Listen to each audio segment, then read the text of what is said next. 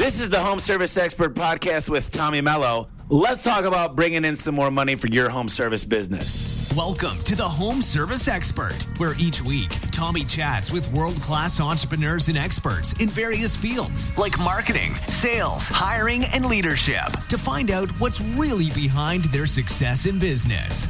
Now, your host, the Home Service Millionaire, Tommy Mello.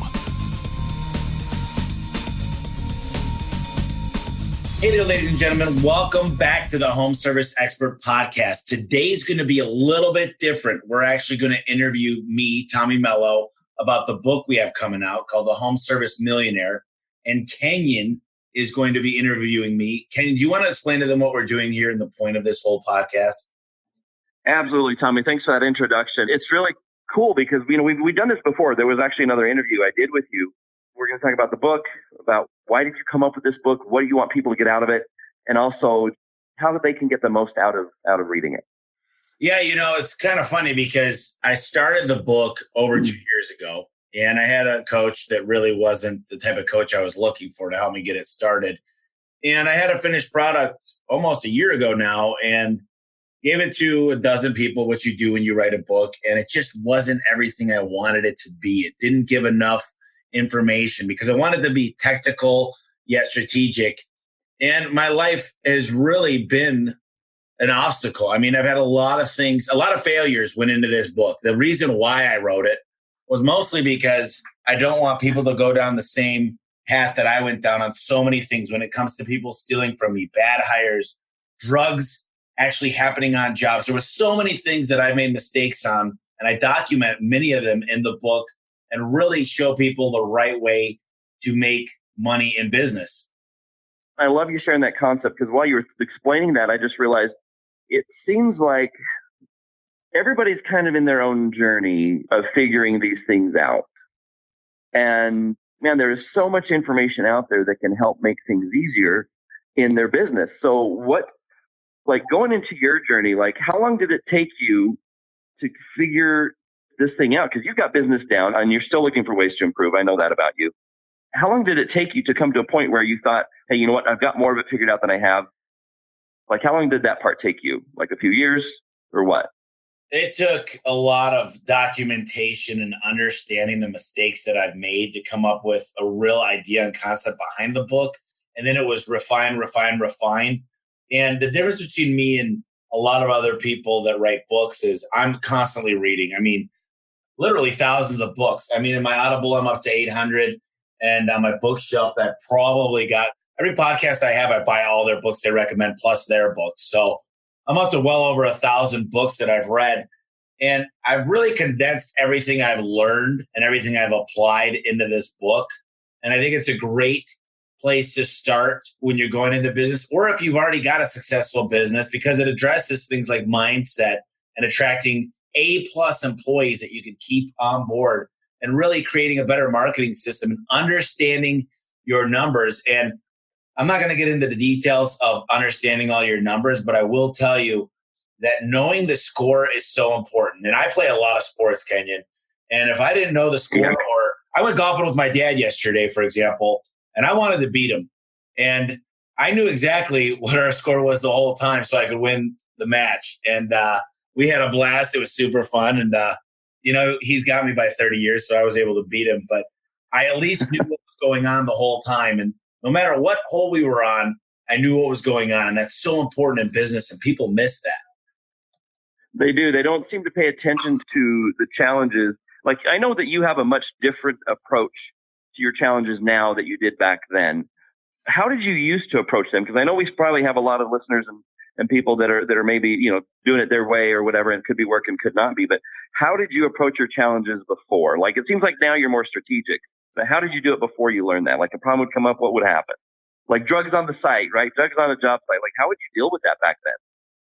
Well, back then I was a big person in people. I would say I got the wrong people. I got the wrong manager. I got the wrong drug test done. And I really blamed it a lot on people. I'd walk in and I'd go, this is crap. And I'd fire people, and I was angry at work, and it was really a bad place to be. I remember taking a deep breath before I walked in the front door because I knew there was going to be a slew of problems. And over time, I just had a conversation with my mom. My mom actually works for me. It's funny. She moved out in 2010 from Michigan, and I've had everything happen. I know how to work with family. I know the obstacles that are related to that. I discussed that in the book. But regardless of that, she kept saying to me at one point, Tommy, the solution is Bill, and the solution is this guy and this guy and this guy. And you need to get a better guy here. And I said, that's not scalable. They get hit by a bus or they win the lottery. That person's gone. My Lord and Savior, the people that saved my business, the grand finale of my business, boom, they're gone. It sounds like you and her were thinking the same thing, right? Like if replacing this person or this person's the problem. And she would say, hey, yeah, but also replace him with this person who's a better solution. That's kind of how you were doing it.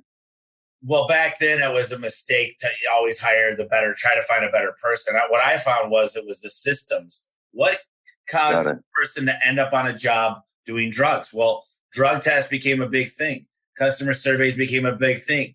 Understanding if a guy was speeding became a big thing by the systems. Systems dictate everything now in my business, and the numbers are black and white, allow me to make really quick, fast, precise decisions. And that was never like that. I mean, 2006 to 2012, I would say really was a nightmare, Kenyon.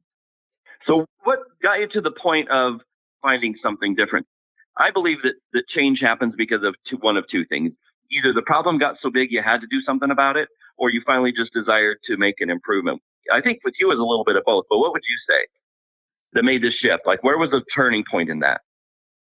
I would say this is going to be crazy, but I found someone that I worked really, really well with that picked up some of the missing pieces, because I'm really good at offense, but I never really had a good defense, like screening the employees, making sure to do drug tests and very, very good background checks, and really putting systems in place. And when I found somebody that was a little more micro to add to my macro, and I really did get tired of it. I got sick of coming into work, finding people that were dating and people that were, 8 people were on a cigarette break with an office full of 10 people. And I'm like, who's answering the phones? And we'd miss phone calls. And slowly I didn't know the problems were happening until I got a couple systems in place. Like I remember when we had call cap.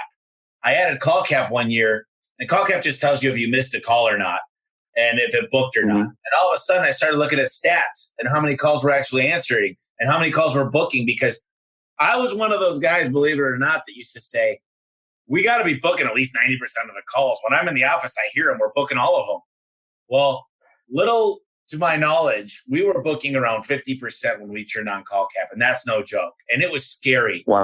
And that's when I think I got an epiphany saying, things got to change, and they got to change fast, because I'm spending all this money on marketing, but we're not even booking the phone calls. Mm-hmm. Your marketing really wasn't helping. I mean, it was helping drive the phone calls, but you were missing a lot in that percentage. So much. I remember I had a gal named Kathy, and she was an all-star. She'd have people on hold all the time. She had 3 people on hold. And I mean, you cannot make a successful business on the booking of the calls when you have a person that's got 3 people on hold constantly. And I had no idea how much she was going through at the time until a few years ago when I saw how much of an all-star she actually was. So really what happens sometimes is we push some really good A players away because there's no other A players, or because you're just overwhelming them. And I had no idea that I was doing that. Yes. I mean, this is obviously something that affected you, because you were like, okay, this is painful, right? You hate coming to work, walking into problems. But then that's a really good point. We're like, you said it, but it pushes away the A players. But what do you think their attitude, like, how's this really affecting them? It was a very depressing atmosphere. People do one of two things. They do it to avoid fear. They come to work to get the euphoria of what they feel like. And most of my decisions came of avoiding the negative. I try to dodge bullets all the time. I don't want to deal with negative people, man. I'm always around. Now I've surrounded myself around an amazing, happy, successful team that we row in the same direction. We get over things, but it wasn't always that way. And I think one of the biggest things to my success was just having 2 ears and 1 mouth. I listen to people and I implement really, really fast. And I think I'm in the fetal stages of what we're becoming, because I really do want to make this garage door company into $1 billion a year company. And I know we're on our way to getting there, but we're still not even close to the end of the marathon. I know there's going to be a lot more things that change. And I had a guy tell me a long time ago that people that'll take you to 1 million might not be the same to take you to 10 million. And those 10 million might not be the same people that take you to 100 million, and so on and so forth. So it's something to think about, because small businesses feel so loyal to the people that bring you to the next level. But loyalty, it could kill a business. And I just have to say, I don't like to fire people at all, but I do know that I expect results. I've gone on a little rabbit hole, I know that, but I warn people, and I put this in the book, not on tenure, not how long they've worked here, but on results. And somebody can move up in the first year past somebody that's worked here in 10 years. Right. Well, look, let's get into a little bit, because I really love the passion you have for people. It's one thing that I don't know who sees that in you, but it's something that I've noticed.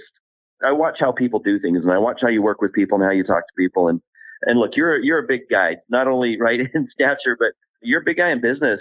But man, from my perspective, it seems like you've stayed grounded to your roots of just really trying to help other people out. In fact, a big example was your market manager over in Texas. We talked about him the other day. What was his name?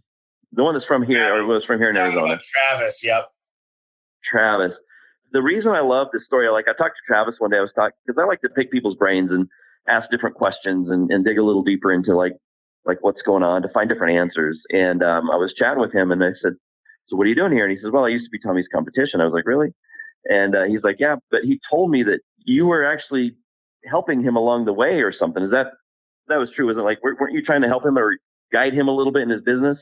Yeah, we had several conversations about how to increase his marketing and how to be able to not necessarily charge more money, but deliver more value, which then the outcome would be more money. Because I think for a long time, Travis never understood how much it cost to run his business. Therefore, he ended up selling it. And I'm glad he did, because he's working for me, and I think he's going to do great. I really do. He's a go-getter. He's an amazing person. He's an amazing dad, an amazing husband. But I think that we really complement each other well. But I think that most companies that I meet, they don't charge the right price for the value they deliver, because they just go with the industry average and they don't know where to go from there. And that was where Travis was. And that's what we talked about at the time. Now it's kind of cool, because so here's Travis. He's in your market in Arizona. He's your competition in garage doors. Why were you helping him? Why were you having those conversations with him? This is kind of funny. I went to Topgolf the other day with the biggest competitor, me and Daryl.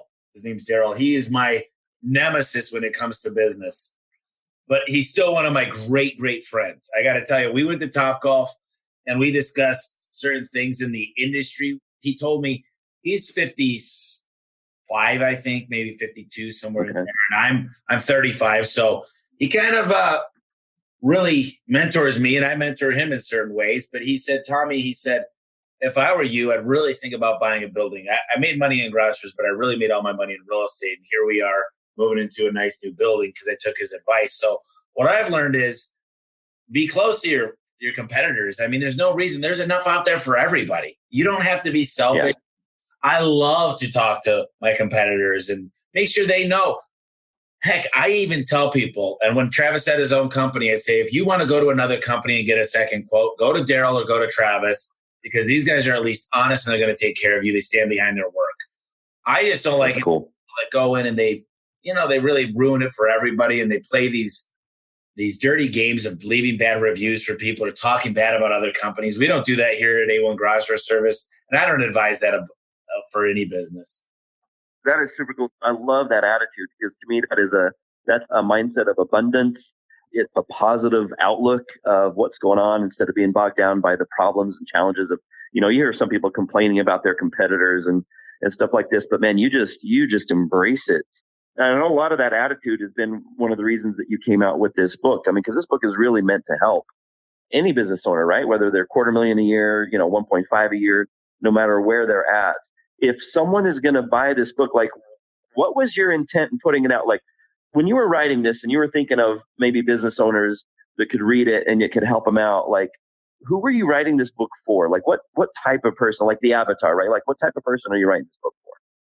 Well, it's called the Home Service Millionaire, and these lessons that I've learned apply to any business. It's the same concept. I mean, whether you have a real estate business, and I'm just using this as an example of if you're tiny or if you're huge, Keller Williams is still doing the same thing as the smallest broker out there. It's the same fundamentals that get you to grow to the biggest you can be. So it still goes back to the same concept. I mean, hire A-plus players, turn on a lead machine, get your mindset right. Make sure to retain great employees. I mean, people are what make the business, but the system is what dictates how they come on board and how they stay on board and how they know where they're graded. They should know if they're getting an A+ or a C, and you should be able to explain that within the manuals and everything they're going to learn. So I would say anybody could take a lot out of this book. I definitely wanted it to be somebody looking to get in the home service business, somebody that's maybe young in the home service business that sees themselves going in 8 different directions.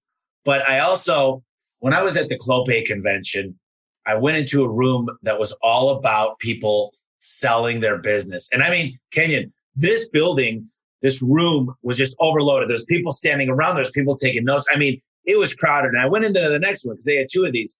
And it was overwhelmingly busy. It was all about how to sell your business. So I just realized, and I get all these questions, Kenyon. I get the same questions. How do I get good people? How do I pay my people?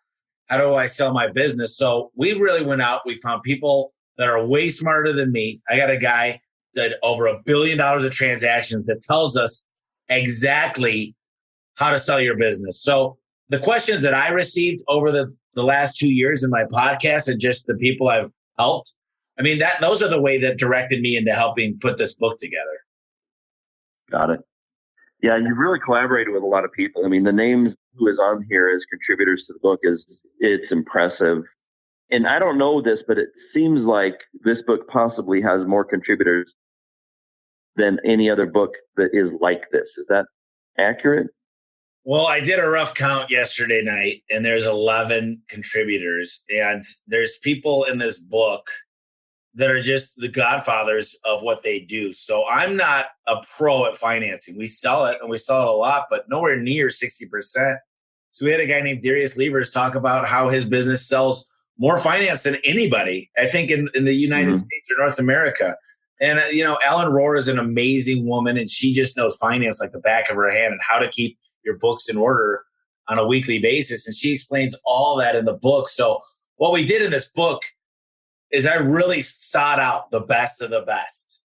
I really did, Kenyon. It was hard. This is what took the most time, is to find people that were not only smarter than me, but have done it and done it over and over and over. And their reputation is just flawless when it comes to the things I had them talk about. I think that the biggest factor of the book is that it's not Tommy Mello. It's a combination of me asking questions and getting the best of the best to contribute. And we put something really, really spectacular together that I feel that no matter who you are in any home service business, and a lot of other businesses apply, this book will definitely help you see things in a different perspective. And if anything, it's just a way to open your eyes to what's out there, because a lot of companies don't have service agreements in home service. And I think that that's a mistake. And in the book, we explain that. A lot of people never heard of Amazon Home Services. We define that and explain that. We talk a lot about the changes in Google. And these things, if you don't take advantage of them, your business will suffer point blank. It's that simple. Right. It's so crazy. Like, I see so many people just struggling. I used to do it myself until like you. I think it took me a little longer to get in the game of real mentoring and coaching. But man, I used to struggle with sales and struggle in business and in a lot of ways. And I thought I had all the answers because I was, like a lot of business owners, right? They're pretty smart guys. They have a pretty successful business. It seems to be working pretty good, but it just seems like most people aren't out there asking questions like you that can really, like, okay, here's this challenge. Why don't I start asking somebody, hey, here's this problem that come up, who has a different solution? This book is really going to be amazing for people that are maybe to that point of pain, right? Where, hey, I'm finally ready to look for some answers, but also someone that has a business that's working, but they're wondering, why have I been stuck at the same revenue for 3 years? And just give them some different ways of looking at things and some different strategies. For anyone that picks up this book and reads it or listens to it, however they choose, like, what do you want them to get out of it? I mean, there's probably a lot, but like, what if there was like one message or one purpose of this book, what would you say it is? When I intended to write it, I wanted something that covered everything, the main things in business. And unfortunately, I didn't want to write an Encyclopedia Britannica series. So It doesn't have everything, but it has the core values of what makes a successful home service company, as well as some strategy with tactics. So I was really afraid to ask for help. I didn't want to show anybody behind the scenes. I mean, it was you probably didn't want to show anyone your weaknesses, right? I mean, isn't that a thing? Like, I don't know, I think some people are afraid that might show their weakness. Well, yeah, I always knew that my QuickBooks were a mess because that's not my strength. I always knew that the warehouse was not organized, but I kept saying, we're going to grow. We'll fix it later because I'm not good at that stuff. And then I finally met a couple different consultants that walked through the building and they gave me some advice. And then I remember Audible came out and I'm like, wait a minute. Now I can listen to the books while I'm driving or when I'm on a plane and I don't have to always read. So that 10 times my learning. And all this came together and all of a sudden I embrace my weaknesses. And I think that's the biggest difference of what really was the defining factor of my success is when I really embraced my weaknesses and I learned to, what I say is when you're on a boat and it's sinking and you're still going several miles, you got to find the biggest holes and fix them. Well, me, I avoided those holes. I was like, I hate that hole. That hole sucks. And it's causing me a lot of money, but I didn't want to look it in the eye. And in this book, it kind of forces you to do that. It forces you to know where you're at and to get help. And I'm a big fan. I really am, Kenyon, of whether it be a trainer when you work out or a golf trainer when you play golf or a business coach when you're in business, is they see outside looking in. And this book really could be that mentor for you. It could be that outside person looking in, making you aware of these things and showing you what you need to be looking at. And it's not the end all be all, but I do think it competes with some of the good books out there just because of the people we had in the book that are amazing contributors. You might call it like a compilation of some of the best ideas, the best ways of looking at things, and some of the most important parts of a business that I think you're right, that a lot of people, they overlook. They just kind of put it off thinking they'll get around to it some other day. And this really does bring it up and puts it in a spotlight of, hey, you've got a challenge, here it is, and here's a solution. It's super powerful. I mean, we've got a lot of great feedback already on people that are, doing a pre-edit and pre-read before the release. So we're super excited to get this out. I want to say one thing, Kenyon, because you reminded me of something, because we have Ara Medesian, who actually is a CEO of Service Titan that wrote the foreword, and he put in a section about CRMs. But what he told me on a podcast was, with Service Titan, it's really, really tough because there's 10 different ways to the top of the mountain. And he said, so we have a hard time really figuring out what the best ways are, because everybody has a different style of the way they do payroll, the way they write up a job, or the way they sell a home warranty. So we had to take the top 3 in every single facet of home service and really define what the best practices were. So I kind of really tagged along on the back of Ara and Service Titan and found the people that they chose. And those are the majority of the people that are contributors to the book, because they did their research. Awesome. Yeah, 3,500 massively successful home service companies. I mean, massively. So what I did was I tagged along. I could go out and try to find this stuff, but they know the innards. They know the business inside and out. They've got access to every one of their businesses. I mean, we got employee best of the month one time, but we didn't get best of the year. The guys that got best of the year, I mean, those are the guys that I learned from. You know why they were able to do the best of the month, the best of the year? Is because they have access to the back end and they actually saw the results. So rather than me trying to figure it all out, I just wrote on the back of them. And that's how I chose these people, because they know they were the best. Therefore, I knew they were the best. And I seen these people speak live in front of an audience of 500 people plus about these things that we put in the book. And they took their time and made it so easily readable. The biggest difference about the book that I ask people to do is you get done reading a page or a chapter or the book, you go out and you implement it. You have no time. This is today. You get started. You don't put it off till next week. You don't say when I get back from Christmas vacation or when I get back from spring break or summer. You get started today and you will see some huge impactful things happen in your business.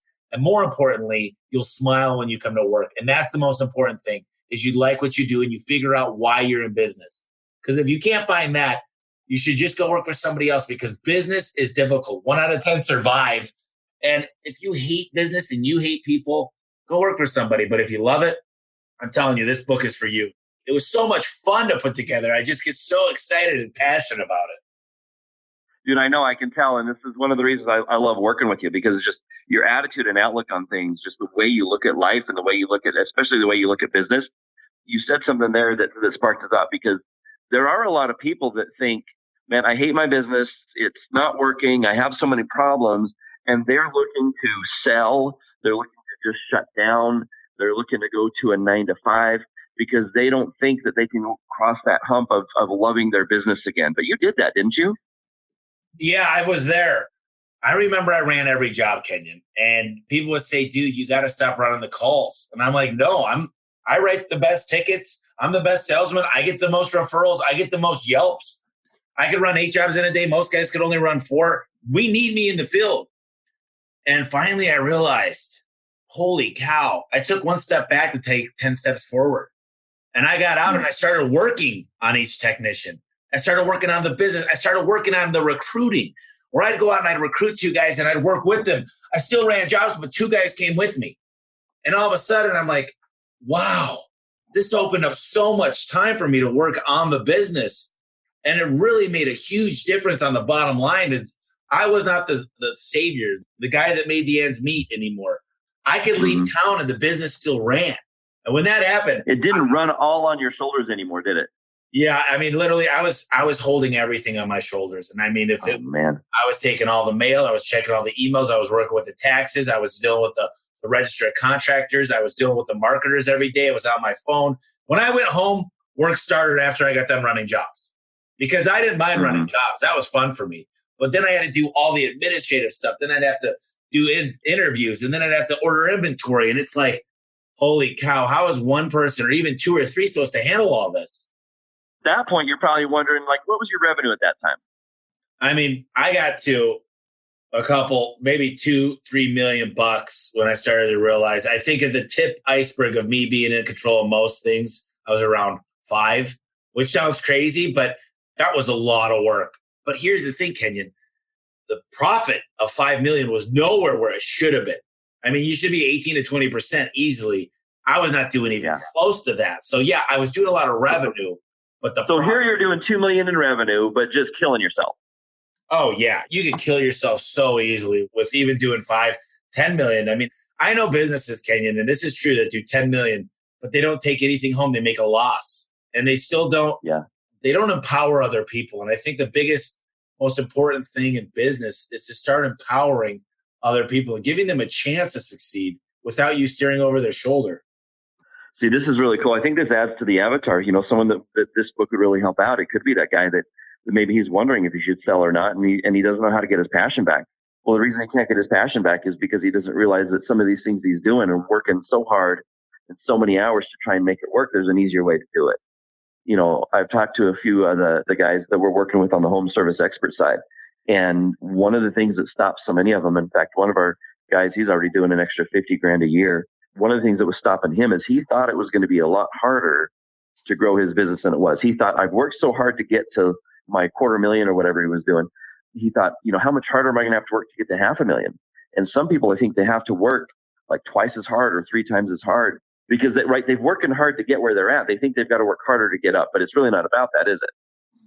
No, I mean, look, putting the right steps in place. Here's your thing. Marketing is the last thing you do. And I explain this in the book, but I want to go over this basic principle real quick. First, you need to have a good magnet for your avatar, which is your marketing. So you need marketing, but then you need to book the phone calls, close the deal, and charge the customer enough money to make what's called a profit. And you're in business for one reason only, to make profit for the company. So some people forget that. They don't understand that. So we go over that concept in the book. But the biggest thing I want you to take out of this is most businesses are not doing the best they could in those other things. Marketing is my passion. I mean, there's nothing more in life that I like more or love than marketing, and then it's followed by sales. Because I love sales. I remember asking several women on dates. That was me selling myself. I remember meeting a vehicle. That was sales. Everything I do, every time I face a human, that's sales. So I love sales, but I also love the fact of marketing. So it's really tough for me to say, let's not focus on marketing. Let's not focus on sales. But I always take 10 steps back and look at it. And when you look at a business, it's so easy to see that the culture needs to be there. What I mean by culture as well is you just need to like the people you work with. If you're opposing heads all the time and people, I've had literally technicians, and I think this is going to be familiar for a lot of people, is you're in a little meeting, maybe once a month, maybe once a week, once a day if you're like me, and there's somebody rolling their eyes, not paying attention on their cell phone. Well, now I don't tolerate that. I've taken a hard stance against that and get the hell out of my meeting, and you're going to take the next 3 days off. That happens again, they're out. Because I need to build a culture that people respect me, my managers, and their fellow employees. And that's so important, and I address that as well. But I think there's a lot of gold nuggets depending on what size of business you're in. And that's why I say it's a one-size-fits-all, because we're doing tens of millions of dollars, and I want to be doing hundreds of millions in the next year or two. And I know there's a business out there that strives to be that way, but there's other people that just say, Tommy, I'm happy. My why is I want to make $250,000 this year. Well, you might only have to do $1 million to do that. So I don't think you have to grow your revenue. This isn't about making these huge revenue numbers. This is about finding out what you need internally and what your goals are, because you got your family, you've got your religion, you've got your personal life, you've got your business. You've got a lot of things to worry about. So we need to figure out why your business exists. And it goes into that as well. Well, and I think that at the end of the day, someone that's struggling or really fighting the fight to make what they're making, as soon as they pick up one little part of this book that could help them, one section or maybe a combination of them, however it shows up for them, they're going to find a way to make one part of their business easier. That all of a sudden, next thing you know, they're like you've done, you start to work less and really turn your business into something effective, something that you can be happy with, and realize that, once you find out how much easier business can be, then you can double and triple in no time. Yeah, it's not hard. I mean, when you find your biggest weakness and you fix it, your biggest weakness, and I don't know what it is, but it might be recruiting A players. It might be changing your payroll. Look, I'll tell you a little story about my Christmas light business, because I started that last year. We didn't do so well last year. I did the marketing and I trained the salespeople. And I will say, wink, wink, I think that was very successful. Right. But I looked at this beetle business. It's just starting last year. And I applied the same principles to my $30 million plus business. So I spent $70,000 in advertising. We got over 1,400 calls. People that wanted estimates. We didn't call back at least 500 of them, I'd say. So we didn't even get back. Wow. So the point was, we ended up taking a loss. Now this year we're going to do super far in the black. But the point was, we had to buy all the lights because we store them. But you know what our labor was, Kenyon? Guess what our labor rate was? I don't even know. 64%. There was overtime up the yin-yang, going back to jobs, cars breaking down. I mean, look, the first thing I knew I had to fix this year in the summer, I worked really, really hard with my partners, is to come up with a compensation plan that actually rewarded the right stuff and discouraged the wrong stuff and would not surpass 35%. Because I'll tell you what, if you own all of the widgets, which we do at the Christmas light, because it's the second year, you don't have really any expenses as far as your parts costs. So having a higher payroll cost is okay. So 35, 40% you can live with, because there's a lot of labor involved, but not a lot of parts costs. So, but when it's 64%, that was our biggest demon last year. We passed that. We really got to discuss what is going on in your business, because once you fix that big hole, you are going to start smiling in the mirror again. You're going to start jumping in to drive to work. You know what I mean? Yes. So your curve on improving the Christmas lights business is going to be so much faster because of everything you learned and improved on in your garage door company. Oh, I took a seat back and I looked at it and I examined the numbers, and they told me a story. Those numbers. Isn't that funny how fast? Most people don't think you can switch the button that fast. They don't think you can turn the dial that fast. But you've done it in the Christmas lights because of everything you know. Let me tell you this. We are not even halfway through our Christmas season, okay? Johnny called me, my partner, last week. What we did is we raised prices 40%. We lost 30% of our clients. He goes, Tommy, you're not going to believe this. I said, what? He goes, we already did way more as of this week than we did all of last year. Wow. You know how much money we spent so far on marketing, by the way, Kenyon? In the Christmas light? Yeah, in the Christmas light. You told me what you did before. What did you do this year? 30 grand? 3,000. $3,000 Really? over 70 last year. 3,000. So we said, Wow. okay, we got to fix what's going on here. So I said, okay. And it wasn't all me. Trust me, I have great partners in this business. I own A1 solely, but this one I have a partnership. We came to the same conclusion. Okay. Let's not spend money on marketing because we can barely get to the jobs we're going to. Number one. Number two, we need to have a better way to recruit and train and give these guys a compensation plan that makes sense. And number three is let's raise the prices of our deal because we've got more business than we can handle. Let's raise it. So we raised it. And what do you know? We could do half the jobs and make the same amount of money, but way more profit. And bada boom, bada bing. Nice. The numbers told us a story. And that's why I love the book because it really tells you how to do this stuff. That is so cool, man.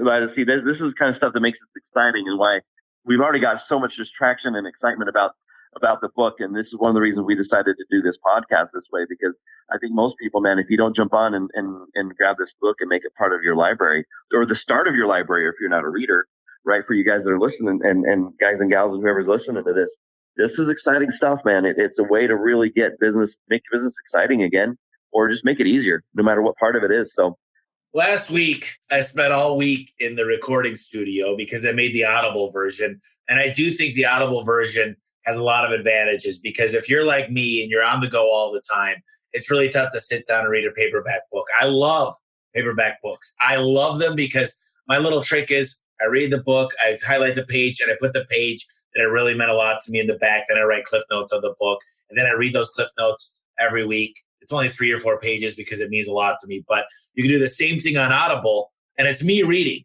And I share a lot of insights to some of the things I put in the book within the Audible. And I just think that that's right. probably a great solution for some people out there. It's the Home Service Millionaire Audible edition. If you don't have Audible, you need it. It's an amazing tool if you like to listen to books. If not, hey, read it. It makes sense. We also will have it available on the Kindle version. So whatever anybody likes, whatever platform they learn on the best, I highly advise you pick it up in that attribute or that form of what you like the best. So, I just wanted to put that out there, Kenyon, because if they're like me, everybody has different learning styles. It's awesome. Well, it's a great way to do it. It really hits on that. You can really impact more people that way, right? By providing that other alternative. Listen, man, I think we've covered a lot of great stuff, given a lot of some in-depth behind the scenes of the way you look at things and what really drove you to put it in the book. It's just been awesome getting to know you. In fact, you and I met by going to coaching. That we met at an event where we were both getting mentored, and that connection's really been huge. And also, thanks again for the opportunity to interview you and pick your brain some more and show people a little bit more about what's going on in Tommy's brain that gets you doing what you're doing, so they can learn it too.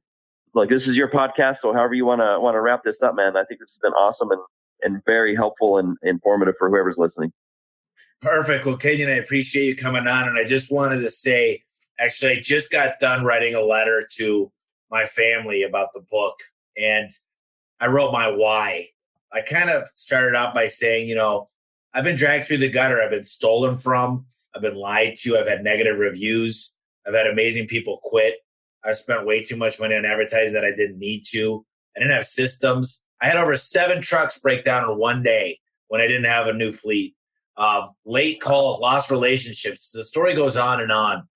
And the reason I wrote it is that I didn't want anybody else to turn out the way that some of the stuff that I went through. So the book is really out of passion to help people and to create more home service millionaires. So if you're like I was, or you feel any of those pain points, or just want to find a way to improve faster, I really recommend the book. If you don't like it, send it back to me. Tell me I'm a piece of crap. I don't really care.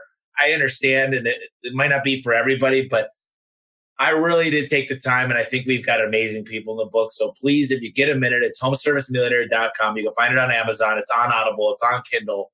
And I think it'll make a difference in your life. And that's why we wrote it. That's my why, is because I want to create way more millionaires within the space. And I want to create these strategic partnerships with you. So I appreciate you listening to the podcast as always. My name's Tommy, the Home Service Millionaire, and Kenyon. I really appreciate you coming on. Awesome, man. Thanks, Tommy. All right, great. Thank you. Hey guys, I just wanted to say thank you for listening to the podcast, and I wanted to talk real quick about the new book I have coming out in November.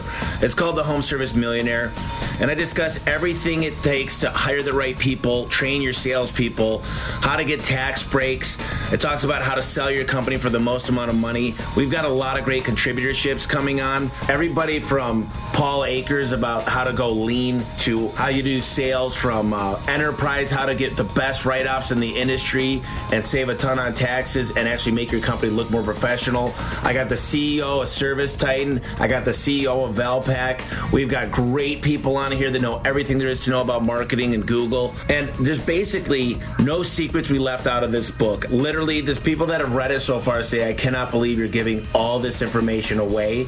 And the reason I did that is I just feel like you guys could just take each one of these gold nuggets and run with them. I mean, the ultimate goal of the book is to make sure that everybody is successful and makes money. If I could contribute to your lives, then that would be amazing. And I feel like it's the least I can do. And I really appreciate you listening to the podcast. I hope you enjoy the book. Go to Home Service Millionaire. That's homeservicemillionaire.com and pre-order your book today. Thank you. Book today. Thank you. Book today. Thank you. Book today. Thank you. Book today. Thank you.